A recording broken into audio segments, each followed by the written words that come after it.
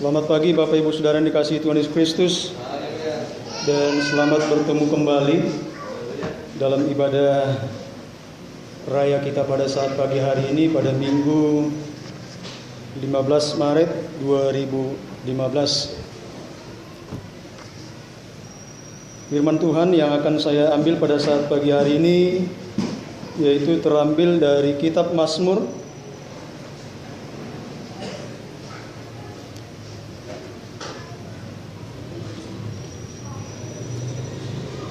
Ini yang ketiga kali saya berbicara dari kitab Mazmur secara berturut-turut. Pada tanggal 25 Januari, khotbah saya juga saya ambil dari kitab Mazmur pasal yang ke-23, yaitu mengenai gembala yang baik, atau Tuhan adalah gembalaku. Dan tanggal 15 Februari, saya berbicara tentang kebahagiaan yang sejati, dan juga diambil dari Mazmur pasal yang pertama sampai dengan ayat pertama sampai dengan ayat yang ke-6. Dan pagi hari ini juga saya akan ambil firman Tuhan yaitu dari Mazmur pasal yang ke-28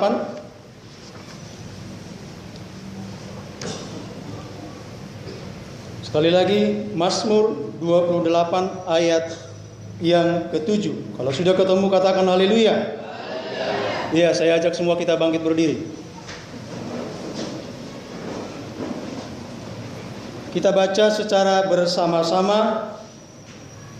2, 3, ya. Tuhan adalah kekuatanku dan perisaiku. Kepadanya hatiku percaya. Aku tertolong sebab itu beria-ria hatiku. Dan dengan nyanyianku aku bersyukur kepadanya. Silakan duduk saudara yang dikasihi Tuhan Yesus Kristus. Saya akan baca sekali lagi. Tuhan adalah kekuatanku dan perisaiku. Kepadanya hatiku percaya. Sekali lagi, kepadanya hatiku percaya. Sekali lagi, kepadanya hatiku percaya. Aku tertolong sebab itu beria-ria hatiku. Dan dengan nyanyianku aku bersyukur kepadanya. Demikian jauh pembacaan firman Tuhan. Yang berbahagia adalah mereka yang mendengarkan, merenungkan, amat terlebih yang melakukan firman Tuhan. Saudaraku yang dikasihi Tuhan Yesus Kristus, kehidupan kekristenan kita merupakan sebuah kehidupan yang seharusnya penuh dengan pengalaman-pengalaman hidup bersama dengan Tuhan. Ya.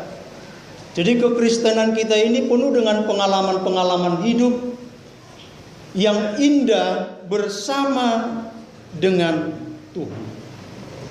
Itu sebabnya saudaraku yang dikasihi Tuhan Yesus Kristus, ketika kita berkata bahwa saya adalah murid Kristus, ataupun saudaraku ketika kita berkata bahwa saya adalah orang yang percaya kepada Kristus, tetapi saudaraku yang dikasihi Tuhan Yesus Kristus, sadar atau tidak sadar, tahu atau tidak tahu kita, pengalaman-pengalaman yang indah bersama dengan Tuhan, ya, mungkin ada yang tidak merasakannya.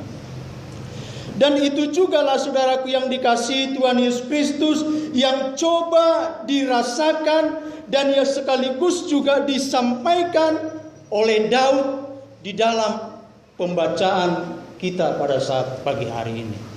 Jadi saudaraku yang dikasihi Tuhan Yesus Kristus, kalau ada di antara kita berkata, saya belum pernah merasakan kebaikan Tuhan, saya belum pernah mengalami ataupun pengalaman-pengalaman yang indah bersama-sama dengan Tuhan, maka saudaraku yang dikasihi Tuhan Yesus Kristus, perlu kita mengoreksi diri kita sendiri. Apakah kita sudah benar-benar percaya kepada Tuhan? Perlu kita mengoreksi diri kita sendiri, saudaraku yang dikasihi Tuhan Yesus Kristus. Apakah kita sungguh-sungguh mengikuti Dia? Sekalipun saudaraku yang dikasihi Tuhan Yesus Kristus, kita setiap minggu datang beribadah kepada Tuhan. Karena kalau kita mau jujur saudaraku yang dikasihi Tuhan Yesus Kristus, kan banyak orang motivasinya datang beribadah bukan untuk mencari Tuhan. Pemuda datang beribadah atau pemudi datang beribadah kepada Tuhan, motivasinya apa? Hanya untuk mencari cewek, hanya untuk mencari laki-laki. Bisa saja seperti itu, saudara. Ya. Dan lain sebagainya, saudaraku yang dikasihi Tuhan Yesus Kristus. Bahkan juga saudaraku yang dikasihi Tuhan Yesus Kristus, kehidupan kekristenan kita ini sesungguhnya setiap saat kita bisa bertemu dengan Tuhan. Haleluya. Ya, setiap saat kita bisa bertemu dengan Tuhan. Tetapi jangan seperti pemahaman orang lain, saudaraku. Ya, sebentar-sebentar saya bertemu dengan Tuhan. Sebentar-sebentar Tuhan berbicara kepada saya. Itu sering kita dengarkan, kan? Oh, tadi pagi Tuhan berbicara kepada saya. Tadi pagi Tuhan menampakkan diri kepada saya. Seperti apa wujudnya? Dia berpakaian putih, rambutnya panjang, dan dia punya janggut. Sehingga saudaraku yang dikasihi Tuhan Yesus Kristus, sekitar tahun 2009 atau 2010 ada sebuah fenomena yang sangat menggemparkan, dan saya pikir seluruh rakyat Indonesia mendengarkan informasi ini. Secara khusus mereka saudaraku yang tinggal di kota Jakarta, apalagi di Jakarta Pusat. Ada sebuah fenomena yang sangat-sangat unik sekali, di mana dikatakan saudaraku yang dikasihi Tuhan Yesus Kristus bahwa Tuhan menampakkan diri di sebuah rumah. Tuhan Yesus menampakkan diri kepada seseorang, yaitu di Kramat 4 nomor 24 Jakarta Pusat. Nah, saudaraku yang dikasihi Tuhan Yesus Kristus, informasi ini menyebar sehingga banyak orang yang datang berduyun-duyun ke sana, saudara. Untuk apa? Untuk menyaksikan, untuk melihat secara live seperti apa sesungguhnya penampakan yang digembar-gemborkan itu. Bahkan juga saudaraku yang dikasihi Tuhan Yesus Kristus, tidak sedikit juga hamba-hamba Tuhan yang katakanlah terkenal datang ke sana. Saya tidak akan sebut namanya. Nah, saudaraku yang dikasihi Tuhan Yesus Kristus, banyak orang yang datang ke sana hanya untuk melihat penampakan yang diberitakan itu. Dan saya pikir saudaraku yang dikasihi Tuhan Yesus Kristus, kejadian ataupun berita seperti ini bukan ini yang pertama kali. Bahkan juga banyak di negara-negara yang mengatakan seperti ini, saudaraku yang dikasihi Tuhan Yesus Kristus. Nah, dari sekian banyak orang yang datang itu, saudaraku, mereka juga banyak yang tidak melihat. Ada katanya yang melihat, yang bisa melihat secara persis. Bahkan di situ ada sebuah rumah. Rumah itu catnya seperti ini putih, sehingga di tembok itu, saudara, katanya menampakkan diri. Saya katakan tadi ada yang melihat dan ada yang tidak melihat. Yang tidak melihat, saudaraku yang dikasihi Tuhan Yesus Kristus, tentunya mengalami kekecewaan. Bahkan yang lebih memprihatinkan lagi, saudaraku yang dikasihi Tuhan Yesus Kristus, oleh karena seseorang tidak bisa melihat, memperhatikan daripada penampakan itu, orang lain berkata, "Ibu tidak punya iman, melihatlah dengan iman."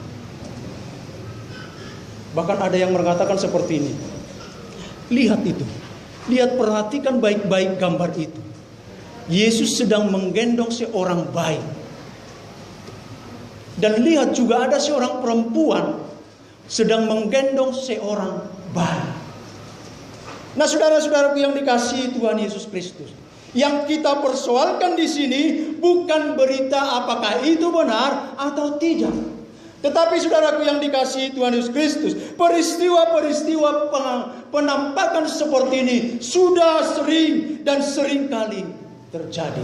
Tetapi jauh-jauh hari firman Tuhan sudah mengingatkan kita. Jauh-jauh hari Tuhan sudah mengingatkan para murid-muridnya bahwa nanti di akhir zaman akan terjadi peristiwa-peristiwa seperti ini. Orang akan mengatakan Yesus ada di sana. Yesus menampakkan diri di sana. Yesus menampakkan diri di sana. Ini yang dikatakan firman Tuhan. Artinya apa saudaraku yang dikasihi Tuhan Yesus Kristus? Kalau Yesus berkata seperti itu, kita harus mempunyai kewaspadaan yang luar biasa. Jadi jangan asal-asal saudara. Ya, ada penampakan di sana, kita ikut ke sana. Besampai mati-mati ya petok kita bereng kan? Ini dia donai. Nah saudaraku yang dikasihi Tuhan Yesus Kristus, sekali lagi bahwa kekristenan kita ini harus ada pengalaman yang indah bersama-sama dengan Tuhan. Dan pengalaman yang indah itu saudaraku yang dikasihi Tuhan Yesus Kristus berbeda dengan setiap orang. Ada yang sama, ada yang berbeda. Pengalaman itu saudaraku yang dikasihi Tuhan Yesus Kristus bisa lewat pergumulan pribadi lepas pribadi yang kita alami. Atau saudaraku yang dikasihi Tuhan Yesus Kristus, kita melihat secara pribadi, orang lain melihat bahwa ada perubahan demi perubahan yang terjadi di dalam kehidupan kita. Itu sebabnya tadi saya katakan, ada orang secara sadar, ya, dan dia tahu ada pengalaman itu di dalam hidupnya. Ada orang saudaraku yang dikasihi Tuhan Yesus Kristus, dia tidak tahu bahwa sesungguhnya yang dia alami itu merupakan bersama-sama dengan Tuhan. Tetapi saudaraku yang dikasihi Tuhan Yesus Kristus, ada juga orang yang sama sekali tidak tahu dan tidak mengerti dan tidak pernah mengalami pengalaman bersama dengan Tuhan. Sehingga dia berkata, saya belum pernah merasakan pengalaman bersama dengan Tuhan. Nah saudaraku yang dikasihi Tuhan Yesus Kristus, dan kalau kita baca ini firman Tuhan ini, banyak sekali, bahkan semua tokoh-tokoh Alkitab, bahkan orang-orang percaya yang ada di dalam Alkitab ini mempunyai pengalaman-pengalaman pribadi-pribadi bersama dengan Tuhan. Dan salah satu pembacaan kita saudaraku yang dikasihi Tuhan Yesus Kristus, dalam pasal yang ke-28 tadi dikatakan seperti ini. Tuhan adalah kekuatanku dan perisaiku, kepadanya lah hatiku percaya. Aku tertolong, sebab itu beria-ria hatiku, dan dengan nyanyianku aku bersyukur kepada Tuhan. Tuhan adalah kekuatanku. Minggu pertama ya saya menyampaikan firman Tuhan, Tuhan adalah gembalaku. Saat ini saudaraku yakin yang dikasihi Tuhan Yesus Kristus, tema khotbah saya yakin akan kekuatan Allah. Puji Tuhan. Sekali lagi, yakin akan kekuatan Allah. Pengalaman ini saudaraku yang dikasihi Tuhan Yesus Kristus coba diangkat oleh Daud. Pengalaman hidupnya bersama-sama dengan Tuhan, ketika doa-doanya seolah-olah tidak didengarkan oleh Tuhan. Itu sebabnya dikatakan saudaraku yang dikasihi Tuhan Yesus Kristus di dalam ayat sebelumnya, ayat yang pertama, sebab jika engkau tetap membisu terhadap aku, seolah-olah saudaraku yang dikasihi Tuhan Yesus Kristus, Tuhan tidak mendengarkan doanya. Tadi ada kalimat yang sangat indah dari pujian daripada kaum ibu. Lulululudo rohaki. Baru di ayat berikutnya, sipata neng tinggang au, suada menkoli au. Mungkin saudaraku yang dikasihi Tuhan Yesus Kristus, hal-hal seperti ini juga bisa kita rasakan. Kita cari-cari Tuhan di mana? Kita bertanya-tanya, di mana Tuhan Engkau? Kenapa sampai saat ini Tuhan belum menolong saya? Kenapa sampai saat ini Tuhan tidak menolong saya? Apalagi saudaraku yang dikasihi Tuhan Yesus Kristus, ketika kita diperhadapkan kepada persoalan yang sangat pahit menurut ukuran kita. Kita sudah berdoa dan berdoa kepada Tuhan, tetapi seolah-olah tidak ada jawaban. Kita mulai bertanya dan bertanya kepada Tuhan. Tuhan, di manakah Engkau? Pergumulan kami sampai saat ini, saudaraku yang dikasihi Tuhan Yesus Kristus, anak kami Rahel. Ya, begitu panasnya hanya 70 pun saudara, sudah mulai takut. Ada kekhawatiran. Jangan-jangan nanti ini naik. Karena apa saudara? Sudah berkali-kali step terus.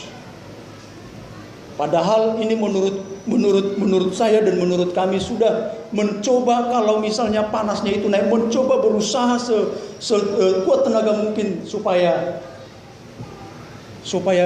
panasnya ini turun. Tetapi selalu kecolongan saudara. Dan saya pun yang sudah mencoba menurunkan panasnya dengan kompres. Ada orang yang bilang, coba kasih minum banyak, kasih minum air kelapa muda. Nah, dalam situasi seperti ini pun saudaraku yang dikasihi Tuhan Yesus Kristus, kita bisa berkata kepada Tuhan, Tuhan, di mana pertolonganmu? Nah, saudaraku yang dikasihi Tuhan Yesus Kristus, tetapi sungguh luar biasa daripada Daud ini. Daud mengatakan tadi di dalam ayatnya yang pertama 7 itu, Tuhan adalah kekuatanku. Ketika Daud sebelum dia menjadi seorang raja, dikatakan firman Tuhan, Daud seringkali mengalahkan singa, mengalahkan binatang buas. Daud juga bisa mengalahkan Goliat, raksasa Goliat yang dibandingkan dengan kehidupannya tidak seberapa. Ini nanti coba, ini indah sekali saudara ketika Daud berkata, Tuhan adalah kekuatanmu. Ya, saya katakan tadi ketika Daud mengalahkan musuh, mengalahkan singa, mengalahkan beruang, mengalahkan binatang-binatang buas, dan mengalahkan Goliat raksasa itu. Pertanyaan saya adalah, ini kita berbicara di luar konteks Tuhan, ya, di luar kekuatan daripada Tuhan. Kira-kira Daud ini secara fisik, secara tenaga dia sendiri, apakah dia orang kuat? Kita jangan berbicara dulu melibatkan Tuhan, di luar daripada kekuatan Tuhan.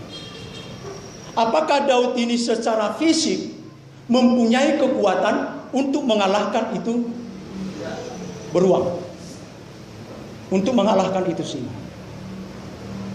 Ada yang mengatakan tidak. Apakah Daud seorang yang terampil, mempunyai skill, mempunyai pengetahuan ketika lembing itu ataupun ambang itu, ya, mau diarahkan ke Daud, ke Goliat itu, apakah dia punya skill? Atau tiba-tiba saudaraku yang dikasihi Tuhan Yesus Kristus, dia selama ini belum pernah pegang seperti itu, tiba-tiba dia lemparkan batu. Saya pikir tidak seperti itu, saudara. Ya, secara manusia sesungguhnya Daud punya kekuatan secara fisik. Secara manusia, Daud sesungguhnya punya skill untuk melempar batu dengan ambannya itu. Tetapi luar biasanya saudaraku yang dikasihi Tuhan Yesus Kristus, Daud berkata, Tuhan adalah kekuatanku. Dan lihat saudaraku yang dikasihi Tuhan Yesus Kristus, ketika kekuatan kita dipersatukan dengan kekuatan Allah, hasilnya luar biasa. Hasilnya sangat ajaib. Puji Tuhan. Haleluya. Itu sebabnya Tuhan tidak pernah sepele dengan kekuatan yang kita miliki. Ya, Tuhan juga tidak mau tahu apakah kita profesional atau tidak. Kalau engkau seorang pekerja, jadilah sebagai seorang pekerja yang profesional. Ya, maaf kalau bapak-bapak seorang aparat keamanan, jadilah aparat keamanan sebagai yang profesional. Kalau jadi sebagai seorang guru, jadilah sebagai guru yang profesional. Kalau seorang hamba Tuhan, jadilah seorang hamba Tuhan yang profesional. Memang kita mempunyai kekuatan, saudaraku yang dikasihi Tuhan Yesus Kristus. Tetapi luar biasa sekali. Sekali lagi, Allah tidak pernah mengabaikan yang namanya kekuatan kita. Dan luar biasanya, saudaraku yang dikasihi Tuhan Yesus Kristus, ketika kekuatan Daud, kekuatan Allah, apalagi Daud berkata seperti ini, Tuhan adalah kekuatanku.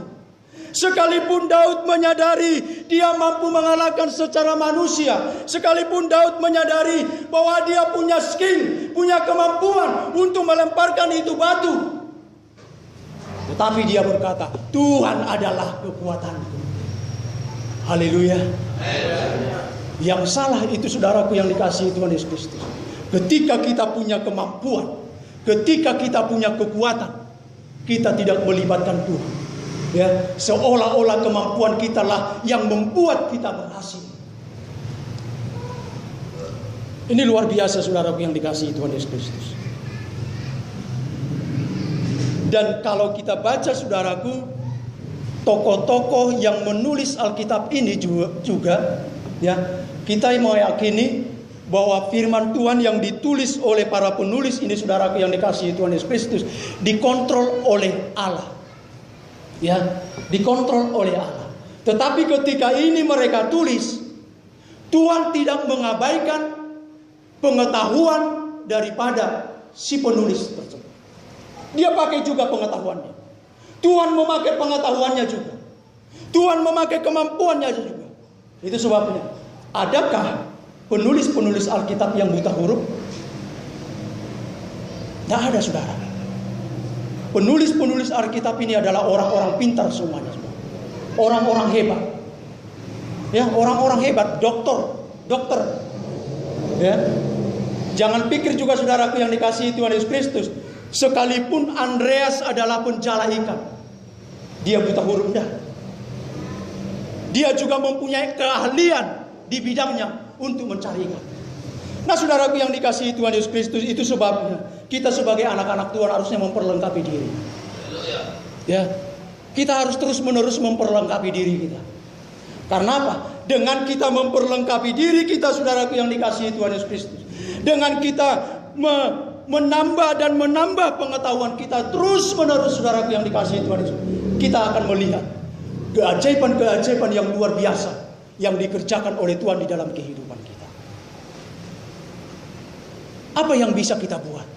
Ya, di tengah-tengah kehidupan kita mengiring kita kepada Tuhan, apa yang bisa kita buat? Itu terus kembangkan. Apa yang bisa dibuat oleh anak-anak muda, itu terus kembangkan. Dan lihatlah, ketika engkau terus mengembangkan itu, perkara-perkara yang sangat luar biasa akan dikerjakan oleh Tuhan. Nah, saudaraku yang dikasihi Tuhan Yesus Kristus, ternyata, saudaraku, kalau dikatakan tadi, Tuhan adalah kekuatanku dan perisaiku. Saya tidak akan bahas lagi tentang perisai. Karena apa? Karena saya pernah jelaskan di sini seperti apa perisai itu. Tuhan adalah kekuatanku. Jadi, saudaraku yang dikasihi Tuhan Yesus Kristus, kekuatan yang daripada Allah itu, saudaraku, itu juga bisa bersifat melawan dan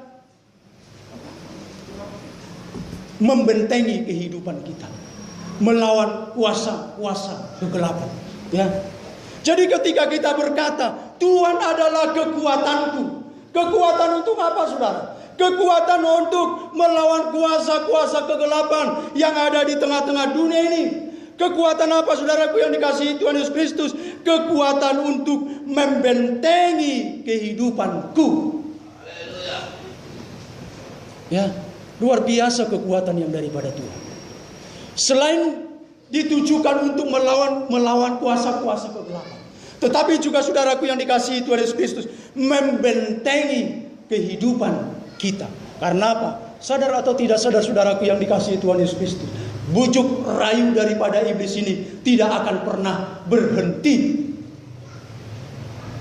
sampai mereka diikat oleh Kristus. Puji Tuhan. Ini akan terus menerus, saudara. Jangan pikir saudaraku yang dikasihi Tuhan Yesus Kristus, saya anak Tuhan, enggak akan dirayu oleh iblis, saya enggak, saudaraku yang dikasihi Tuhan Yesus Kristus.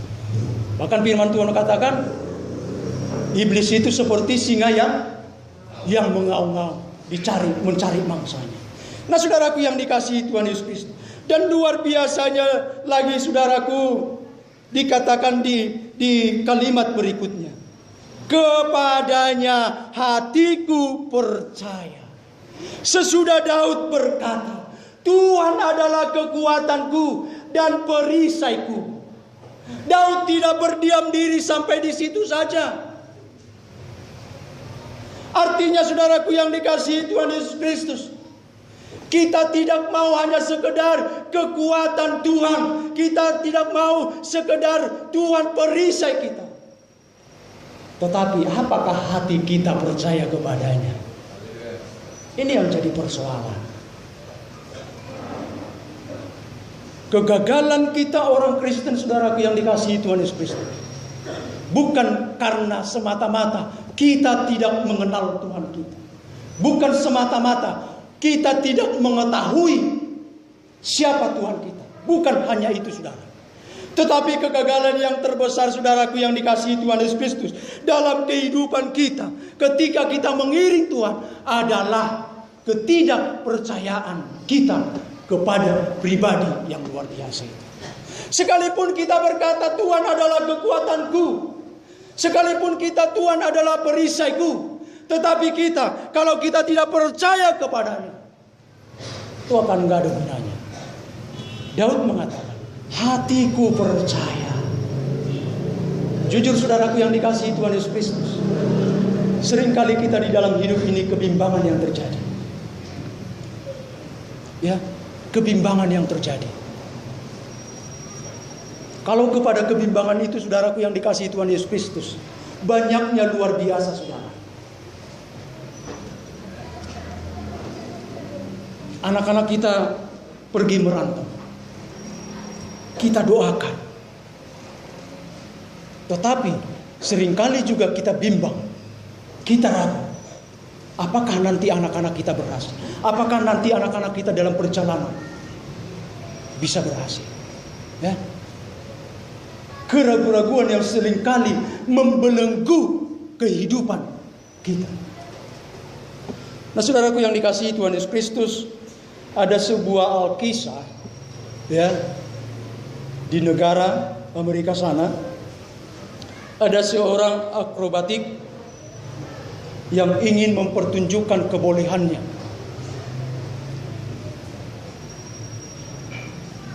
Nah, saudaraku yang dikasihi Tuhan Yesus Kristus, dia pergi ke air terjun yang bernama air terjun Niagara. Ini bukan sembarang air terjun, saudara. Ya, semuanya dipersiapkan, saudara. Bahkan juga tali dipersiapkan untuk menyeberangi air terjun ini. Ketika dia ingin memulai, saudaraku yang dikasihi Tuhan Yesus Kristus, dia mengatakan seperti ini kepada para hadirin yang sudah banyak yang datang, berbondong-bondong datang untuk menyaksikan. Karena apa? Karena yang akrobatik ini bisa melakukan hal-hal yang luar biasa, berjalan di atas tali tanpa ada di bawah sebagai alat pengaman. Lantas dia berkata, saudaraku yang dikasihi Tuhan Yesus Kristus, apakah saya bisa berjalan di atas tali ini? Oh, semua hadirin dengan suara gemuruh, bisa, bisa, bisa. Dia pun berjalan secara perlahan-lahan, saudara. Secara perlahan-lahan. Kadang-kadang saudaraku yang dikasihi Tuhan Yesus Kristus, badannya oleng.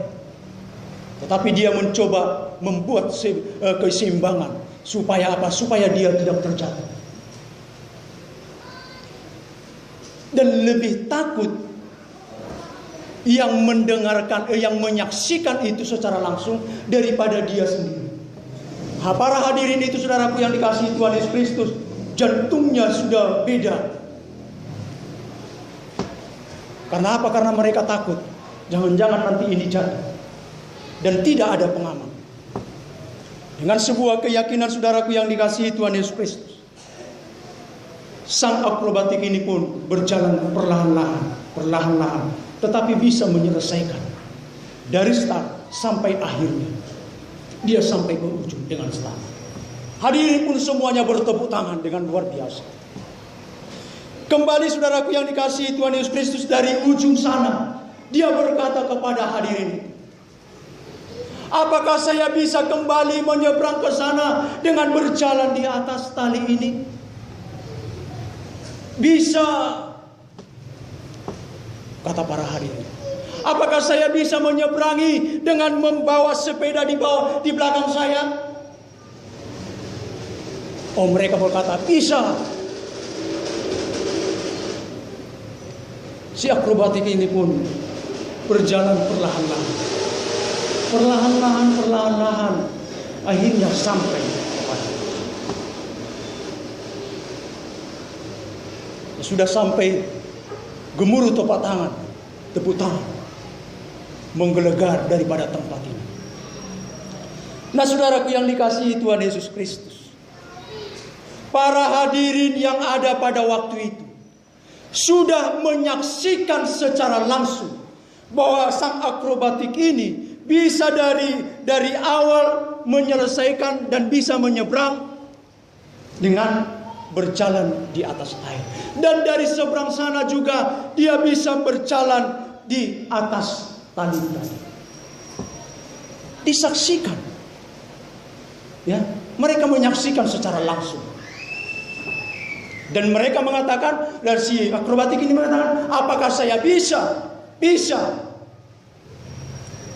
Nah, sekarang saudaraku yang dikasihi Tuhan Yesus Kristus, kembali si akrobatik ini berkata, apakah saya kembali bisa berjalan di sini?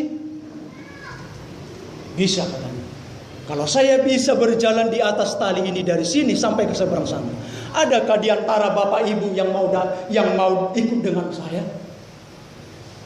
Dikatakan saja, hei, kamu mau enggak ikut di sini? Oh tidak, jangan. Saya masih muda, belum kawin, belum nikah. Ditanya lagi, kamu mau ikut enggak? Oh jangan, anak saya banyak. Kalau nanti terjadi apa-apa, bagaimana dengan anak-anak saya? Siapa yang mengurus? Kalau kamu bagaimana? Nah, menilai. Padahal saudaraku yang dikasihi Tuhan Yesus Kristus, mereka sudah menyaksikan secara langsung. Bahkan juga mereka mengatakan bahwa si akrobatik ini bisa berjalan di atas tali itu. Tetapi ketika tawaran itu datang, mereka tidak ada yang mau, tidak satu orang pun yang mau ikut. Tiba-tiba saudaraku yang dikasihi Tuhan Yesus Kristus, tanpa sepengetahuan daripada sang akrobatik ini, dan tanpa diundang, tunjuk tangan seorang pemuda, saya mau ikut dengan dia. Saya mau ikut dengan dia. Di bawah si pemuda ini, mereka berjalan, saudaraku yang dikasihi Tuhan Yesus.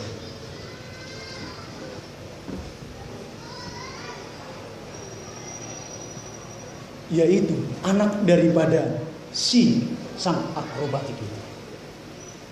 Pertanyaan saya adalah, kenapa si anak ini mau dibawa oleh bapaknya?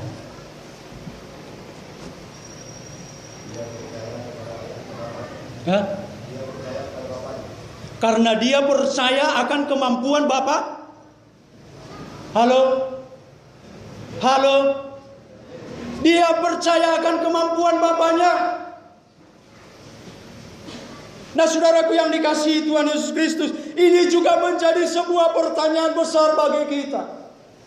Bukankah Yesus sudah menawarkan kepada dunia ini dengan berbagai macam, dengan berbagai mukjizat-mukjizat, dengan berbagai peristiwa-peristiwa yang luar biasa, baik yang disaksikan secara langsung maupun yang diperdengarkan dari turunan ke keturunan.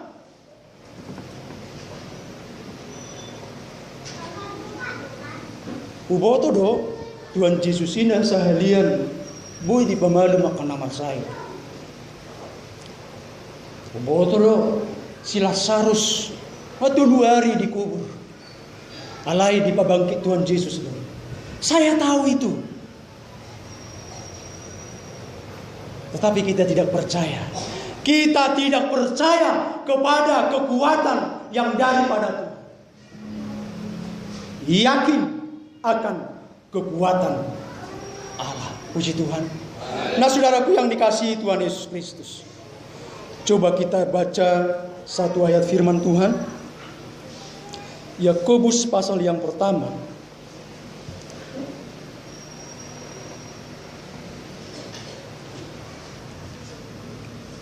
Yakobus pasal yang pertama ayat 6 sampai dengan ayat yang ke-8. Coba berdua baca.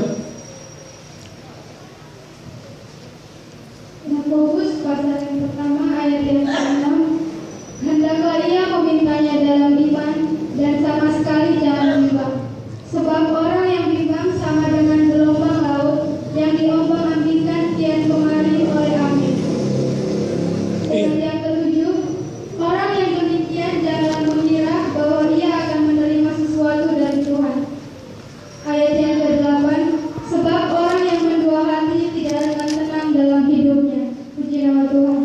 Iya, saudaraku yang dikasihi Tuhan Yesus Kristus, firman Tuhan ini mengingatkan kita, hendaklah ia memintanya dalam iman dan sama sekali jangan bimbang. Jadi warga gereja Pentakosta dilarang bimbang, haleluya. Jangan dong medok. Warga gereja Pentakosta Tangku Bongkar dilarang bimbang, haleluya. Ini bukan perkataan saya. Ini firman Tuhan. Ya. Dikatakan di sini saudara jelas sekali ini. Di dalam ayatnya yang pertama tadi. Ya. Kita baca dulu secara bersama-sama. Ayat yang ke-6 tadi. Hanya ayat yang ke-6. 2, 3 ya. Hendaklah ia memintanya dalam iman. Dan sama sekali jangan bimbang. Sebab orang yang bimbang sama dengan gelombang laut yang diombang-ambingkan kian kemari oleh angin. Adakah di antara kita ini yang seperti gelombang laut yang diombang-ambingkan oleh angin? Ya, dilarang bimbang. Nah, saudaraku yang dikasihi Tuhan Yesus Kristus, kalau tadi saudaraku ada kekuatan kita, ada kemampuan kita, ada keterampilan kita dipersatukan dengan kekuatan Allah, maka hasilnya sangat dahsyat, maka hasilnya luar biasa. Sekarang ada kekuatan Allah dan hatiku percaya, maka ada pekerjaan Allah, maka hasilnya sangat luar biasa. Puji Tuhan. Ini yang seringkali kita gagal, saudara. Kita tahu bahwa Allah kita itu Allah yang luar biasa. Kita tahu Allah kita itu adalah Allah penyelamat kita. Tetapi kita tidak percaya. Sekali lagi, prinsip Alkitab ketika dikatakan percaya, berarti di situ sudah ada melakukan. Itu prinsip Alkitab. Jadi ketika saya katakan hatiku berkata, maka juga ada tindakannya. Nah, demikian juga dengan Daud ini. Nah, saudaraku yang dikasihi Tuhan Yesus Kristus, itu sebabnya saudaraku, kesimpulannya adalah jangan pernah